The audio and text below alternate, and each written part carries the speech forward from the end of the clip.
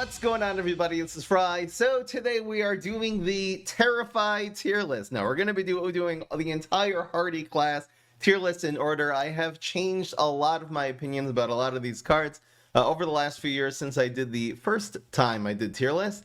So I'll be rating every single card in the Hearty class, and let's just get started with Arm Wrestler. Arm Wrestler is a low tier card, but it does get some value. It is going to grow by 1/1 every single time. In noob situations, this is the best one drop, because you play Arm Wrestler in 1 and they stick a Shroom for 2 in front of it, and all of a sudden, so 1 costs 4/4. Usually this does nothing. You either need Black Hole or Terrify, I guess, in order to activate it. It's a cheap sports card, so it can grow if you're running sports. Sports aren't that good. I'm going to put Arm Wrestler. It's either in low C or high D. I'll give it the benefit of the doubt and put it in C tier. High D tier? High D tier. Next is Baseball Zombie, which is such an amazing card. I'm going to put it in F tier. Next is here. I have to remember to flip through them. Yeah, this is way cooler now. Black Hole. Black Hole is literally legit one of the best environments in the game. It is so impactful because, first of all, it's 1 cost, so it is automatically counters anything the opponent's environments play. But this is just impactful many, many times. Because they're always going to have either a plant inside the black hole being affected by it, and if that plant gets removed, then the next plant they play automatically gets sucked in. It actually has 2 strong abilities, the -1, and also moving things here. You can definitely exploit that with cards like, Vampires and Arm Wrestler and things that like to be frenzied minions that like to be matched up against a minion. It's really hard to put this anywhere that's not S tier, because this is probably overall the #1 best environment in the game in terms of its versatility, how many decks it can run it in. It's very good with Excavator if you're Neptuna, because all things get sucked in. You just bounce them out with the environment, together with the environment. I'm going to put Black Hole in S tier. Next is Camel Crossing. So it's a card I used to really love, and I've been using it less over the years. The reason I use it less is because it's just outclassed by Healthy Treat. We'll be getting to that very soon. This requires, in order to be better than Healthy Treat, requires you to have 2 cards on the field, and even then, it's not always, then it basically becomes equal. So you basically need there to be 3 minions on the field, which you don't reliably have for Camel Crossing to be better. This would be better in situations where you have a whole bunch of very close matchups. You have two zombies, let's say, even on the field, and they're both in like losing trades, and this will make them survive and turn it into an equal or a winning trade. But again, that's a very niche scenario. It's still a decent card. I'll put it in C tier. Next, we got Genetic Experiment, still one of the most absolute underrated cards in PvZ Heroes. At 1 cost 2/3, which is what it will be the turn you play it, essentially, unless you play it on turn 1. This is a 1 cost 3, sorry, a 1 cost 3/2 is amazing, but a 1 cost 3/2 that can grow and grow every single turn, especially because you can prevent it from dying using your Healthy Treats and your Black Holes and a lot of other ways. Absolutely one of the best 1-drops. You can even spam this on the board on turn 1 and put something next to it on turn 2. The best they're going to be able to do on turn 1, unless they have Garlic in their deck, is going to be able to make an even trade with Genetic. Worst case scenario, this just becomes a standalone, independent, huge threat with your going virals and with your Healthy Treats, and the fact that it's a 1 cost card. I mean, this would actually be decent at 2 costs. This has to be an S tier. You can put this in any deck, one of the most underrated cards of the game.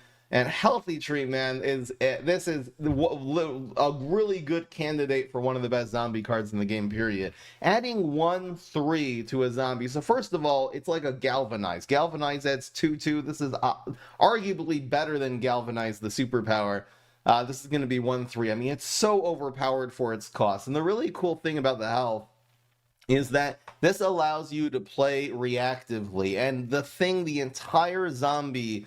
every class in the zombies, you have to play reactively. You cannot have the let the plants have an advantage. You're just playing a bunch of drawing minions and letting them react to you, and making good trades by placing their plants after yours. This will turn any bad trade, any losing trade, into at least an even and very often a winning trade. Doing this for 1 cost, man, I mean, this is like so almost auto include in every single healthy and every single Hearty deck. And it's easily going in S tier. There's absolutely no... I can't even understand an argument against that. Next is Planetary. Yes, strong the Hearty class. You're going to see a lot of the lower cost cards, since the Hearty class in general thrives very much on teacher decks and flag zombie decks, so that's what I'll explain. That's why a lot of the cheaper cards are going to be very high tier, and then the more expensive cards are going to end up being low tier. It's definitely the way the Hearty class, which is not a good control class, plays out. It's about quick tempo. Planetary Gladiator, so it's a sports card. This can be used for like some shtick where you protect it using Escape Through Time, which will make it not take damage, or Sports Coach will protect it. I feel like that's pretty niche and not a very reliable way of controlling. I think using more like Rolling Stone and, Weed Sprays and Knockouts is probably better. This does have some niche uses, though. It's an okay card. It has very good stats for a 1-drop, so if you can buff it, it becomes very strong if you play this with Stompadon, so it makes that you're not going to die. It'll help aid your comeback in a deck that comes from behind, like a Stompadon deck. I'll put it in C tier. It's a decent card. Next, we got Rolling Stone is a very good card because it answers almost everything that's played on turn 1 and 2, unless you start talking about, a few cards like Split P, for example, or Fire P, that have 3 attack on turn 2. So the fact you have a 1-cost card that answers basically everything on turn 1, almost everything on turn 2, answers some of the premier plant cards. You have to just think about the matchups too. Like premier plant cards, that are auto-include in their classes are Triceratops, which is a 2-cost 1/3. Black IP, which is a 2-cost 2/3. This will answer those. It even answers very big cards like Pecanolith, even like Starfruit. There's a lot of very big cards that this will combine. It combines with Black Hole, so then it can get something that's better. It can combine with Rust Bolt Super that lowers attack. Anything lowers attack will make it vulnerable to Rolling Stone. You can run Rolling Stone in almost any deck. A couple of these will be good. And in control decks, it's absolutely invaluable, meaning it is valuable. We're going to put that in A tier. Next, we got Middle Manager. Here is a card that I have completely changed my opinion of over the years. I think since 2020, when I did this tier list last, is really the time that we've discovered how amazing Middle Manager is. For a 1-cost card that, first of all, conjures you another card. So it costs almost nothing to play this because you'll always get something back in your hand, even if this gets removed, which makes it a very costly card for your opponent to remove because they'll lose a card and you're gaining a card. You're going to just get a free card and get card advantage. But this can also turn into its own threat. Especially because it's conjuring the condition for it to turn its own would become its own threat, which is the fact that it's conjuring a professional zombie. If you have a couple of these on the field, a couple of professional zombies, all of a sudden your zombie middle managers, which can again be easily buffed by Healthy Treat and with going viral, all of a sudden they become a huge threat in themselves. I mean, all this for a 1-cost card ban is absolutely amazing. I run this in the Rust Bolt in the control decks with the Trick Bolt. You can run this in any flag deck, and you can run this with any teacher deck. You never regret running this. Late in games, you're like, oh, if only I got a Middle Manager, that would give me enough card advantage and value to be able to push through. I'm actually putting this in A tier. I think this is one of the cards that I missed for many, many years, and it's going in A tier. You look at any of my Hearty decks, and most of them will have Middle Manager, and then nowadays, and you'll see how much value total these Middle Managers actually get. Even if they're removed, then you just get a free card and card advantage. Zombology Teacher is one of the main engines of the Hearty class. This is a very good card for 1 cost, reducing tricks by 1. Honestly, I think this is an oversight. This card should cost 2, be like a 2-cost 2/2. But yeah, it's ridiculous value. Teleporting it in means you're guaranteed to be able to play a whole bunch of tricks that turn. That's how decks like, Trick Bolt, Trick Tarazzi, that is how they work. This will be very good to be playing on turn 1, and then you can just play Healthy Tree, and all of a sudden on turn 1 you have a 3/4 on the board. It makes your going virals, instead of playing going viral on turn 3, now it only costs 2. It allows that if you play going viral and draw another one, you can just keep playing going virals. It's so much value. I don't have to explain how great Teacher is. And Teacher is going in S tier because it's one of the premier cards in this class, and you can run it in both Swarm. You can even run in a Trickster deck. Sometimes it could be good there. It's really good with Thinking Cap, one of the only good combos with Thinking Cap to make those tricks that you conjure be cheaper. It's going in S tier. Yeah, there's going to be a few S tier cards. It's going to slow down, guys. I know it looks like I'm putting everything in S tier now, but as we increase in cost, speaking of cards that are not going to be in S tier, Bucket Bay is going in F tier. It's absolutely useless. Look, we have some niche uses, and if they really don't cover I feel like maybe there is. The only thing I've used this in is like meme decks, where you put cards like Cuckoo Zombie and Bomb, and you put in Cone Zone, and then its own, instead of having one attack, one health, it has 4 health. It could be if you put more like must answer cards in Cone Zone, which they have to remove, and then you can play another must answer card in a Cone Zone. Maybe this would actually be better. I really should try Cone Zone the deck. So maybe benefit of that. For now, it's an F tier, but I really look forward over the next 3 years to figure out how Cone Zone, like with just a lot of these little, maybe it actually would be good. Who knows? Let's keep it going with Conehead Zombie. Conehead Zombie is not a good card. 2 cost, 2/3, has no special abilities. The armor does not justify running it. If this would have been a plant, it would have been okay, because at least you can stick it in front of it. Something in front of something and make a good trade with the armor that prevents the damage, but this just is a dry zombie. You can just ignore it. I mean, there's no penalty to ignoring this. It's an F tier card. It's not good. Escape Through Time is hard to find value. For 2 costs, it's a little bit niche. It doesn't prevent your, most importantly, it does not prevent your zombies from dying to cards like Berry Blast or tricks that actually do damage. Same as it doesn't protect it from Kernel Corn. Really, any plant card that does damage directly, through an ability, it's not going to protect it from that, because this is only played after the plants have already made their play that turn. It does protect things in the attack phase. It's really just completely outclassed by Healthy Treat. If Healthy Treat would cost 2, this card would probably see a lot more play, because arguably, okay, what's better, 1/3 or preventing all the damage that turn? Plus this one draws a card. But because of Healthy Treat, it's really hard to run Healthy Treat and Escape Through Time. It's just too many protection cards usually in a deck. It does have uses. I'll put it in C tier. It's a half-decent card, and it conjures something. History card's a pretty strong class.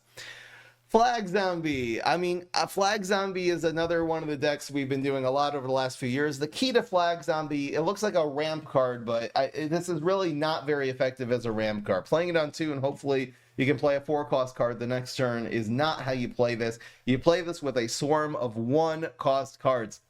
Flag Zombie in the same turn, you play your Middle Manager and you play your Genetic Experiment and your Cheese Cutter and your Interdimensional Zombie or whatever other cards you are running in that deck, in the other class that your the hero is able to play, especially with your teacher. Then that 0-cost teacher then makes you able to play your tricks for 0. Flag Swarm decks are very effective. You're obviously always going to be using this with going viral in order to grow your guys, and just make sure that you have every card you play in a Flag Swarm deck is independently a threat. These are 3 really good examples of this, that they're not going to need a lot of high maintenance. You're not going to have a lot of other cards in your hand to buff it, maybe just 1 or 2. So make sure every single card you play with this is independently a threat, unlike Arm Wrestler. Flag, man, I'm going to put it in A tier. It's very high A tier, but I think that the Flag Swarm decks, as opposed to the ones that are just running Teacher, are niche. The main problem with Flag Zombie is that if you draw it, like after turn 3, it's usually dead in the water. That 1 brain discount usually doesn't make a difference. You kind of have to have this in your starting hand. Even on turn 3, there's a lot of often good combos. You go Flag, Buried Treasure, Space Time. We like doing that with Neptuna. I'm going to put an A tier because of bricks, but really good great card. I'm so happy we figured it out. Gargologist is hard to get use from. There, of course, is like the ZMAC deck where you play this on turn 3 and you play Wrath, which is a crazy card. 3-cost crazy. Gargantuar Trick, which goes down to 1. That's a cool combo. You can play this into Graveyard to protect it. You can play it, with Black Hole to be able to suck minions out of the lane. Usually this is going to... The problem with Gargologists is that you have to run a lot of Gargantuars, and Gargantuars are overall just terrible cards. And you're not going to reliably... The good Gargantuars like Teleport, Zombot, well, you can't even do that with Gargologists, so that's 3 classes. It's going to be really hard to get value out of Gargologist reliably in order to build an entire... You have to build a deck around it, and it's not a reliable card. I mean, it just gets buried black. It gets removed very easy from the field. That's the problem. It is decent. It does have some uses. I have seen some very good Gargologist plays. We'll put it in... we've had a success. We've done it with Neptuna, with Surprise Garg and like Gravestone Gargs and stuff. Have to decide what B tier is representing in this. I'm gonna put this in. How many decks do you actually run it? Okay, for that reason, I probably based on power and potential, I put in B, but based on really how often are you actually practically gonna run this in a deck, it's definitely in C tier because Garg decks are very niche. Jurassic Fossilhead is a decent card, and the cool thing is that it synergizes automatically with some of the premier cards in the Hearty class, besides for all other evolution, professional cards in the game. There automatically is Flag Zombie, there automatically is Middle Manager, which is also professional, and Teacher is professional. So I have had a lot of success with this. It is kind of a win more card, like you're setting up your early game threats, and then you're putting this, if you have no board space and you need a play and you just upgrade it. The fact it's untrickable, this card's probably a lot better even than I give it credit. I don't run Fossilhead a lot. I'll put it in B tier because I think it's a solid card. Next, we're going to run Leftovers. It's really been hard to find a deck with this. I've tried this with Science. I've tried it. It's really completely outclassed by Healthy Treat, which you just rather have a 1-cost 1/3 to 1 minion than 2-cost. Even 2/2 is really hard to pull off. 3/3 is almost impossible to pull off with Leftovers. To have 3 minions on your board and they're surviving through the plant's play, they are able to play Leftovers. And then at the end of the day, it's a 2-cost 3/3 in that miracle scenario. Not a great card. Hardly sees any play. I'd love to find an actual legit Leftovers deck. I've tried it with Pets. I can't get it to work. I'm putting it in D tier because every once in a while it's fine and it corrects some trades, but it's just outclassed by Camel Cross. Camel Cross itself, adding 0/2 is, for 1 cost, is always going to be better than 1/1, right? Right, guys? Sumo's a decent card.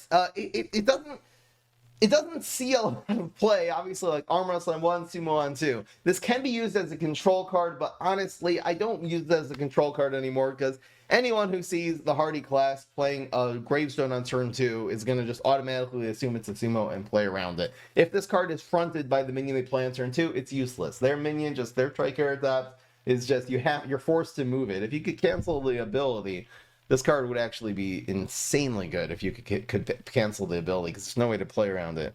That's how you fix this card, is make this moving on plant cancelable. Cool thing about Sumo is not only, again, it could be a control card if you have a 1-drop on the board, like an Arm Wrestler or something like that. It also is very good late in games, because this will correct trades / open up lanes with a lot of damage in them during the trick phase. In order to be able to do that damage to your opponent's face. So an actual very decent card in a lot of situations. I'll just put it in B. Terrify. So here is probably the biggest, just recently in the last couple of months before making this tier list, which I'm doing this in September of 2023. We've been just trying Terrify decks. There was one opponent that I saw one time in a game in a highlight match who ran Terrify and wrecked me with it with Teacher. And we've been trying Terrify decks, and honestly, Terrify has been good. I probably put this in F tier. It doesn't seem like this should be a good card. 2-cost, move a plant, but at the end of the day, being able to versatility. That's definitely not the right word. In order to, in a versatile fashion, being able to move a plant to a different lane, which means you're either moving it away from one of your cards, you can move it into one of your cards. And the fact that you're drawing a card in your deck, so it's better than Conjuring, because Conjuring, you usually, half the time you get something useless. Since you're always getting a card that you intentionally put into your deck, which means it's always going to draw you a card that synergizes with your deck. And it only costs 1 with Teacher. We've been using it with all kinds, everything from Newspaper to Vampires to Mondo Bronto. That was a joke. Using this with Paparazzi in order to make good trades, like you can either shove things into one of your big cards, like Paparazzi that has grown, or move it away in order to use this as a win condition. It draws a card, which means it just sets up the next discounted trick you play. Using your Teacher, man. The meme, obviously, we put this in S tier, but if I'm being really perfectly honest, I'm going to put it in B. I don't know why. I still haven't really fully played this card to wrap my mind around why it's actually decent. But I mean, this was in F, I'm sure, in the last tier list, and I don't know what has gotten into me. But I'm putting it in B. I'm putting Terrify in higher than Gargologists and higher than Escape Through Time. It's just been good, and I can't explain why it's been good, and hopefully someday I'll understand. Turkey Rider is a bad card. This is 2 cost 2/2 with a cool ability of drawing a card, but this ability never happens. They can just ignore this. Yeah, play Turkey Rider and Black Hole and force them to remove it. At the end of the day, you get a terrible card, which is Leftovers. It's not even a good card. Turkey Rider, you're going in F tier. It's probably worse than, probably better just to run Leftovers. What do you need this? It's an imp, it's a pet. I know I made a video a long time ago, right when Turkey Rider came out, that it was actually good in pet decks to play this on turn 2. But, yeah, I've learned a lot since then. I'm putting in F tier. There's no point ever running that in a deck. Custodian! Mop Package! This is one of the cards, obviously, the reason we call it Mop Package. Being able to play this, you have to have a lot of environments in your deck, which is, specifically with the Smash, running a bunch of black holes, and whatever the 2 cost environment Smash runs, Brainy Not Worky. Hunting Grounds. Having like 6 environments total from Black Hole and Hunting Grounds make this very good. Those actually allow this to control. The problem with Celestial Custodian is that it, first of all, needs to be an environment. Second of all, only controls what they played last turn. But if you have Black Hole, which sucks everything into the Celestial Custodian, that'll make it control also what they play on turn 3. So it's like a 2-for-1 combo. Same thing with Hunting Grounds. Makes them play their minion into the Hunting Grounds. This will anyway hunt and grow in any other lane. We've had a lot of success with Celestial Custodian. I used to run 4 in mop decks, but I usually tend to run 2, maybe 3.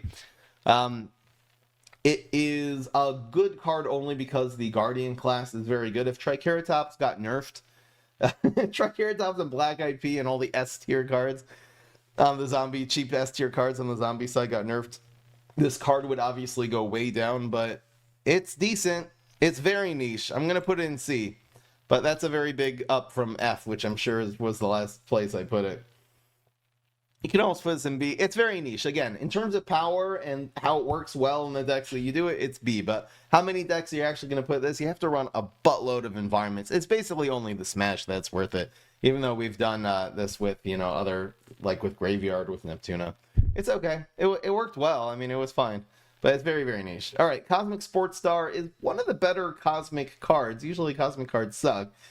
Just because it's giving you a sports card, it can either give you like a free card, like a free Sumo to play, which imagine a 3-cost card is a 2/2 and make a Sumo that turn. That's a really, really good 3-cost card. Also, this can give you a very big card like a Rodeo to play on turn 5 or an All-Star to play, for 3 costs the next turn. So you can get some very big cards, almost like a ramp card.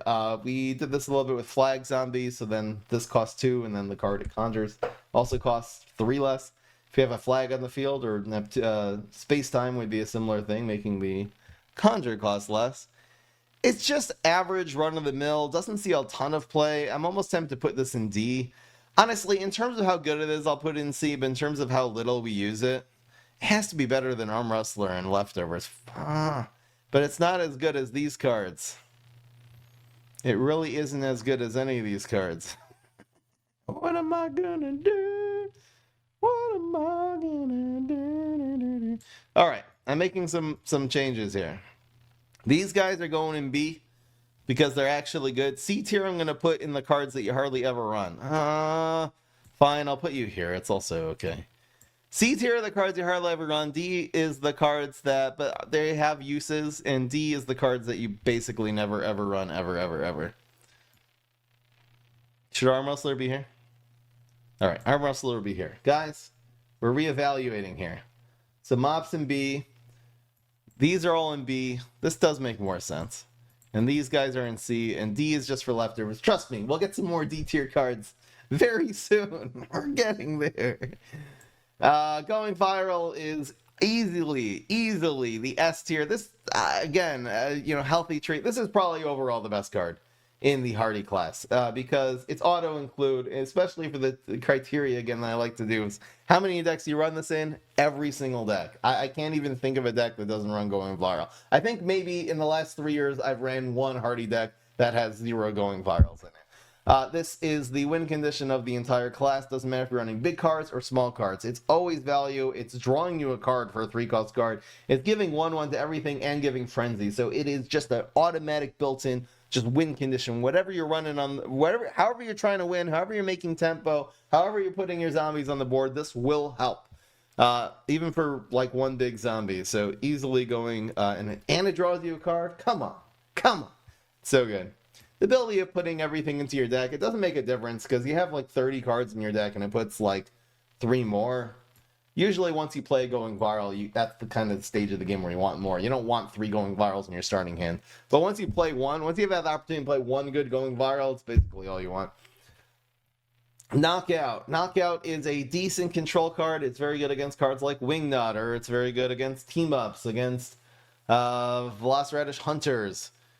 Pineclone, it's okay. Honestly, I don't think it's a good answer to Pineclone, because usually if a person's playing a Pineclone deck correctly, they're getting at least 4 Pineclones when they play it, you know what I mean? So this will take out 2 maximum for less than slightly less than the cost of Pineclone. It's okay. You're running some decks, can be used as control. It's just decent. It's better than these cards in C, so I'll just put it in B with everything else.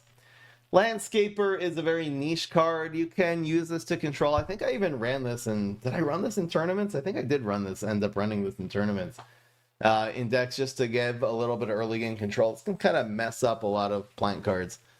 Making those 3 or 4 cost cards down to 1 or 2 attack, make them ineffectual. Obviously combines very well with Rolling Stone. It has a little 2/2 body that can also like finish something off. Pretty versatile card. Doesn't see a ton of play.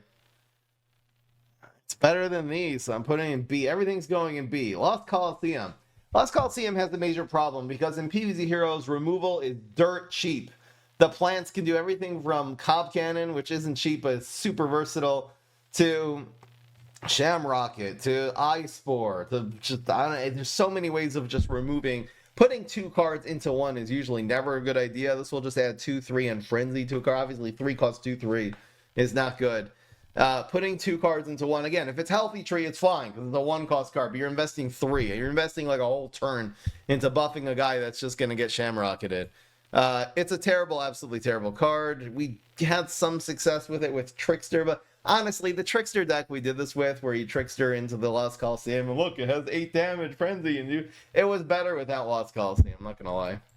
It's going in D tier. Next, we got Team Mascot. It's an okay card. It's kind of the heart and soul of the Hearty class. As the years go by, I'm really finding sports to be worse and worse because they don't play reactively. You play this on turn 3, you know, they can just make up. There's so many ways of removing this on turn 3, but sports decks just throw minions onto the board and let the plants decide what the trades are going to be, which is a terrible way to play PvZ Heroes. I've tried to play this reactively on turn 4 with a Healthy Tree. Usually it's just too slow. And you have to build an entire deck around it to be good, and then if they just remove this one engine, your deck dies. That's another problem. That's why it's better to run cards like Middle Manager and like and Teacher and your Genetic Experiments, because if any one of these cards die, the deck still thrives. This is the only way for sports to really thrive, other than Coach, which isn't, again, doesn't even make them grow. It doesn't give you more tempo, per se. Well, it's an okay card. I'll just throw it in B. With everything else in B. Just these mediocre freaking cards, man. Trash Can Zombie is not good. 3 costs 2/3. Back in the day, fun fact, this used to be a 3/2. But at 2/3, it's just not enough stats, and the opponent can just ignore it. It's an F tier. Next, we got Weed Spray. It's an okay card. You know, this can decimate decks with beans, mushrooms, a lot of other things. Nuts. Doesn't see a ton of play, but it's a good card. It's going in B. You guys see a pattern here? Bonus track Buckethead is very, it's not as good as Wingnut, because zombies need to do bonus attacks more than plants do, basically. The only class that does bonus attacks, more or less, is the Mega Grow class. Zombies have Frenzy that is prevented by Wingnut. Anyway, it's not a great card. It's super, super niche. Just in terms of how much you should actually be running this, I'll put it in D tier. Every once in a while, again, you happen to be going against, you know, a deck that has a lot of plant food in it.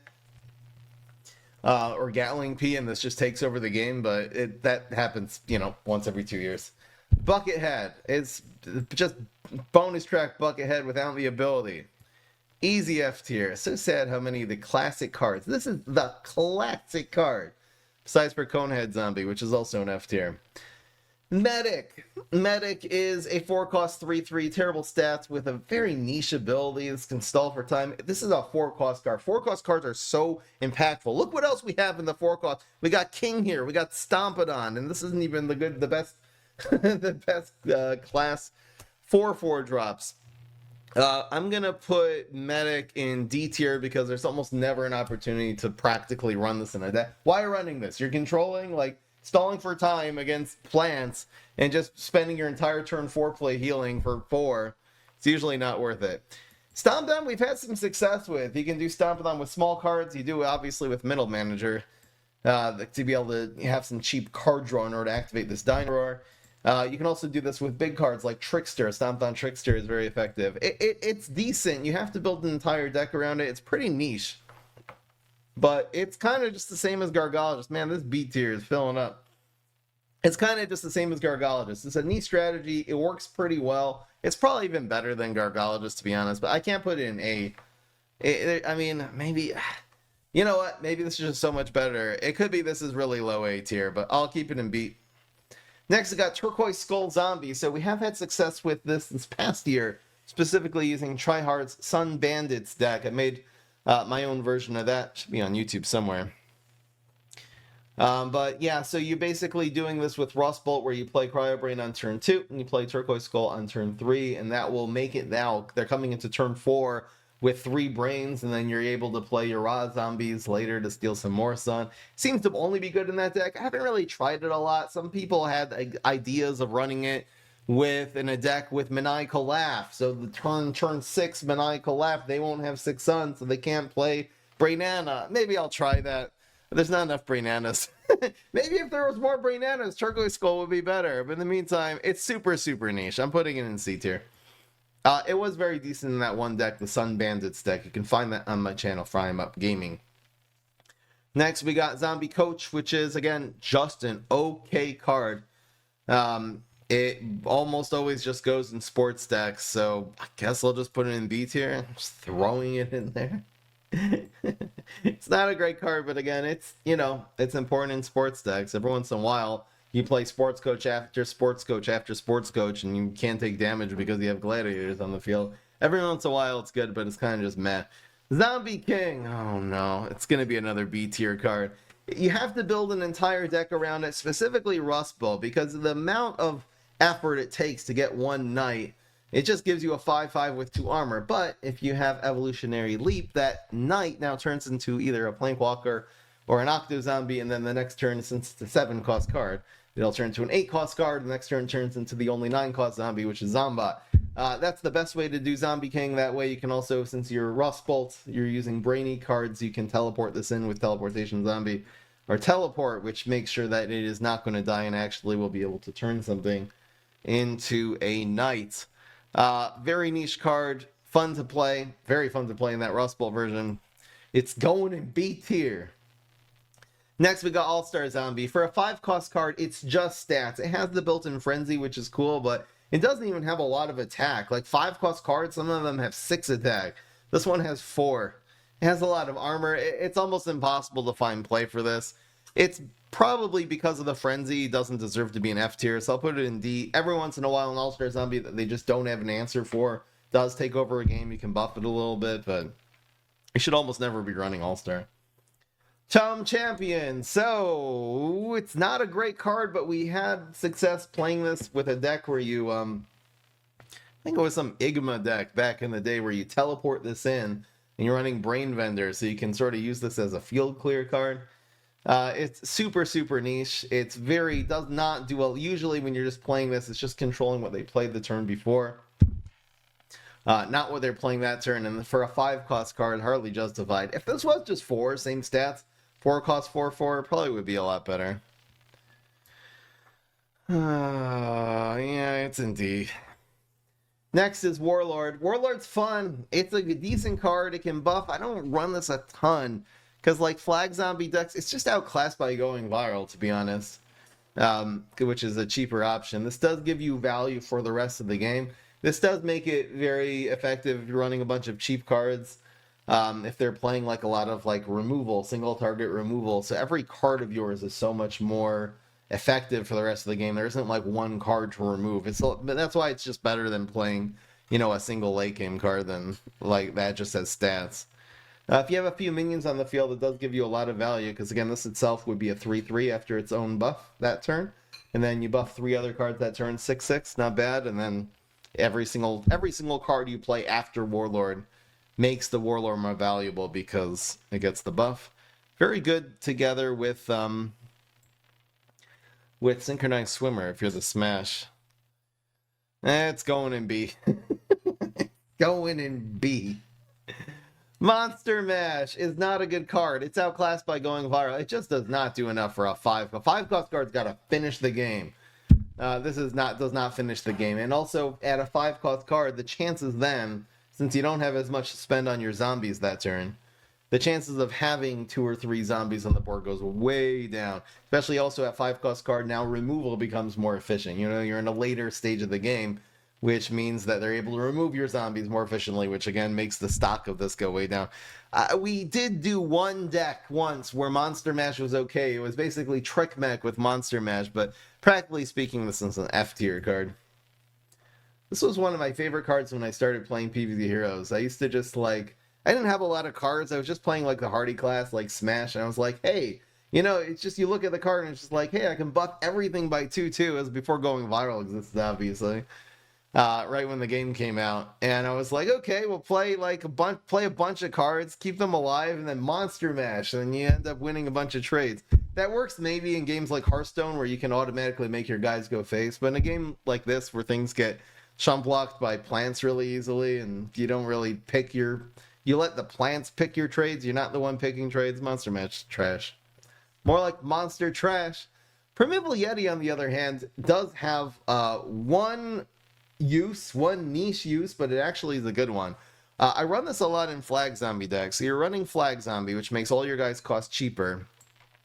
So that means that instead of this, at 5 costs, it's very niche, because again, you have to have guys already on the board from turn 3 and 4, and they've somehow survived and haven't died to plant trades and haven't died to plant removal. And then on turn 5, like, if you have 3 guys on the field, so you get like a 6/6 and you get a big buff, like that's the time that this is good. But if you're running Flag Zombie, so then this actually costs 4, and then the card you're playing it on top of, like the Middle Manager, costs 0. So you actually have a turn 4 play that, and then all the other guys, you're able to play other cards in order to get the 2/2 buff, also for cheaper. So with Finisher and Flag Zombies, we have had a lot of success. I've had a lot of opponents playing Primeval Yeti, and just once they play it, it just puts so much stats on the board that you're just not able to recover from it. Obviously, it dies to Doomshroom very well, but yeah, it's going to be... It's pretty good. It's pretty damn good, but it's not better than any of these B tier cards. Here we go. Go. There we go. All right. Next, we will do the Screen Door Shield Zombie. So again, for a 5 cost 4/4, and it has the ability, it's protected. Again, every once in a while, it's okay if they stupidly play into it, but it's a card that, unless it relies on the plant making a very specific play in order for it to get any value, otherwise it's a 5 cost 4/4. Never run that in any deck. Coffee Zombie. I wish this was better, but teleporting this in, it's so expensive for a 6 cost 5/4. Maybe this is better. Maybe we need to find a real deck where we'll be teleporting Coffee Zombie. For now, it's in D tier. I don't know how to use it.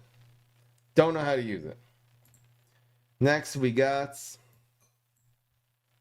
Defensive End. Have had some success. I ran this in my version of Sun Bandits. Ended up taking it out. But again, it's a card that sort of naturally protects itself. It's not good, because again, it's mostly just stats. It does prevent it from being removed from some niche things like Squash and like Doomshroom. It prevents for a whole turn. It can really drive plants that are running a lot of tricks. It can drive them nuts. It's a hard card to remove. I mean, it's an expensive card to remove, but I guess a 5 cost Shamrock, it still takes it out after you have the 2 cost. It's not great. How much do we even run? Probably in terms of like power C, but how much can you actually run a 6 cost defensive end in your deck? I'm putting in D tier. Raw Zombie. Raw Zombie's good in one deck only. Sun Bandits. So we put Raw Zombie in C just because of that one deck? I mean, it's used just as much as any of these other cards in C. Fine. Raw Zombie's going in C. There, I said it, okay? Raw Zombie's viable. It is. It's viable in one deck. I can't. If someone could show me a deck other than Sun Bandits, specifically with Rust Bolt and with Cryo Brain, that Raw Zombie is good, I love you. Automatically. Next, we got Undying Pharaoh. My friend Tryhard swears by this card. It says this counters everything. When I try it, it just gets shamrocketed. Or Cob Cannons, or anything like that. Again, every once in a while, an Undying Pharaoh will take over a game because they don't have an answer. But there's so... What plant doesn't run an answer to a 6-cost 4/6, man? Any plant worth its beans is either going to win before you can play this, or have some kind of answer to it. I don't know, man. I don't know. I mean, it's better than these C-tier cards. I guess I'll just shove it in B with everything else. It can be good. It can be game-defining. It can be the only card that saves you. How many decks do you even run this in? Slightly more than Turquoise Skull and Raw Zombie, which is only good in one deck. I'm putting in B. Next, we got Zombot Battle Cruiser. So, this is a very high potential card. It does have the problem, again, it doesn't protect your cards from any plant removal. It does protect them from any of their Kernel Corns or their Berry Blast, because it's popping out of the gravestone and only doing that in the trick phase. It does, it's a science card. I had a really fun deck where I played this and played Gadget Scientist, which is a pretty decent combo. It keeps your science cards alive, makes them make a good trade, and then adds 6 damage to your Gadget Scientist play. That's a play with Rust Bolt. I think we called this the Barrel Boy deck. You can find that on YouTube, I'm sure, somewhere. It's super niche. This was a card when I saw it when it came out in the game. Everyone always quotes me when I reacted to this. I thought this would be so OP, especially with Mixed Up Gravedigger. But I didn't understand it has a fundamental flaw of not affecting... It doesn't protect during the plant's turn. It only affects it during the attack phase, and that makes the card not good enough for a 6-cost card. It's C because we found a niche use for it. Next, we got Night of the Living Dead. So again, the only time you should ever see this is when you leap into it or when a king creates it using the king ability. But running this card in your deck, if you're running this card in your deck and you think that's a good idea, you have a fundamental misunderstanding about the game of PvZ Heroes, man. 7 costs 5/5. It just doesn't do enough. This Armor 2 is annoying, but it's a niche little ability, and mostly any card that costs more than 4 is anyway getting removed. They're not sticking minions into it. They're not sticking plants into it. They're removing it using abilities like Cob Cannon and Shamrock and all the rest. You guys know the spiel. Don't run Night of the Living Dead in your deck. Get it from King, get it from Leap. Next, we're running Rodeo Guard. So again, for budget players, this is a rare card. It can be used. It's one of the few finishers for budget players, so that'll probably give it a little bit of points. Because again, it does have tremendous stats for a 7-cost card and a pretty good ability of either being able to make a good value trade of moving a plant or opening up a lane and be able to go face. So I legit do recommend like maybe a budget player in a sports deck using this as a finisher, but it's super niche. I'll put it in C. It's better than these D-tier cards because it does have an actual good ability. And of course, Wannabe Hero is just a absolute pile of stats. It does have the built-in Frenzy, but it's a 7-cost card, man. And that pile of stats is very reliant on the fact that the plants suck at PvZ Heroes, and they haven't been able to do most of their damage by turn 7. Your games are over by turn 7. To have this reliably on turn 7 even have a lot of health anymore, being more than a 6/6 is super unreliable. And what does it do? This doesn't help you win games. Bad card. Hate Wannabe Hero. It's going in F tier. Never run Wannabe Hero, man. Don't run Wannabe Hero in your deck. It's not a good card. It's just going to get shamrocked anyway. Alright, it's going to be in Wannabe tier. Yes, I'm making Wannabe tier. I don't care. Here, add row below. We'll make it. What color should we make this row? We'll just make it just ugh. Yeah, that's the color. It's Wannabe tier, guys. I wish I was a good card. That's the tier of Wannabe Hero. Anyway, guys, that was the PvZ Heroes Hearty class tier list. I've had a lot of... This was probably one of the classes that I've changed my opinion about the absolute most since 2020, when I made these tier lists last. I don't know, it's 2021 maybe. But yeah, man, Terrify, and I think there's a lot of other cards, maybe like Cone Zone. Maybe there really are a lot of other cards that I just, for lack of, like Coffee Zombie, for lack of trying them. So I'm inspired to make more decks using some of these cards that seem to have the potential, but I just haven't seen it yet. And actually make decks out of them. And the next time I do the Hearty tier list, probably just Coffee Zombie will be up in S tier, you know? Alright guys, I will see you the next one. That is going to be all for now. Let me know if you agree or disagree with any of this stuff civilly, please, in the comment section below. I'll see you in the next one. Peace, this is Fry.